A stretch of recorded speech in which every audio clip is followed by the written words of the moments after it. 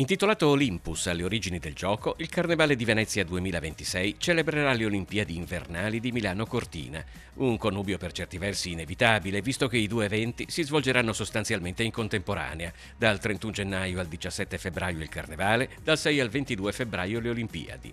Ma quali sono i punti di contatto in cui performance sportive e travestimenti si incontrano? Il Carnevale è una festa eterogenea, divertente, chiassosa e a voler guardare nella storia dell'arte troviamo tantissimi riferimenti. Chi si vuole vestire e ha voglia e fantasia, a partire dai miti greci fino ai supereroi, ce n'è. Nel quadro di fine Settecento di Gabriel Bella, La festa del giovedì grasso in piazzetta, utilizzato a simbolo di questa edizione del Carnevale, si vedono degli atleti che formano una piramide umana, una delle specialità di uno spettacolo all'epoca molto popolare, chiamato Le Forze d'Ercole, oppure un acrobata che si sta calando dal campanile di San Marco, il cosiddetto svolo del turco.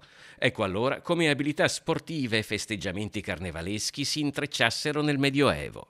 Al calcio giocavamo già nel 300, 400 con regole completamente diverse e fu sospeso, pensate, addirittura quindi per capire qual era il confronto, perché c'erano troppi decessi.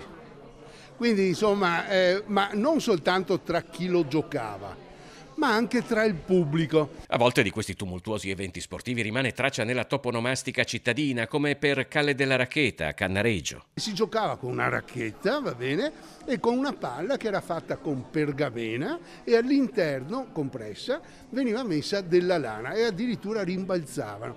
E lungo la calle, dalle finestre sovrastanti, c'era un pubblico incredibile e costante. Il primo appuntamento del Carnevale di Venezia 2026 sarà in Piazza San Marco dalle 17 di sabato 31 gennaio con il Gran Ballo di Carnevale, seguito domenica dal suggestivo corteo acqueo lungo il Canal Grande e lo scoppio della Pantegana sotto il Ponte di Rialto.